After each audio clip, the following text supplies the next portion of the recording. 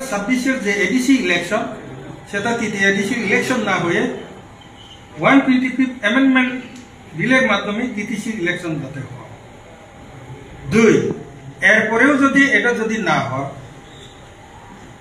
তো বর্তমানে আমরা আইপিএফটি, বিজেপি এবং ত্রিপুরা তিনটি দলের জোট রয়েছে আমাদের রাজ্য সরকারে।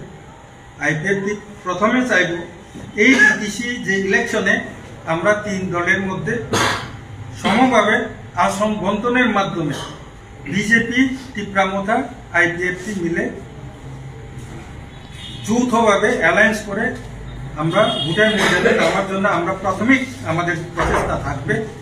আর যদি না হয়ে থাকে তখনকার পরিস্থিতি অনুসারে কোন দলের সঙ্গে জোট করার মতো যে পজিশন আমরা এর আগে ভাগে আমরা সেটা বলতে পারবো না।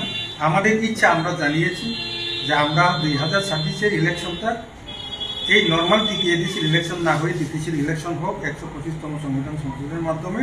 আর এটা ত্রিপুরা, বিজেপি, আইপিএফটির অ্যালায়েন্সের মধ্যেই সরকারটা ইলেকশনটা কন্টেস্ট যাতে হোক, এটা আমাদের আইপিএফটি চাই, আমাদের ইচ্ছা।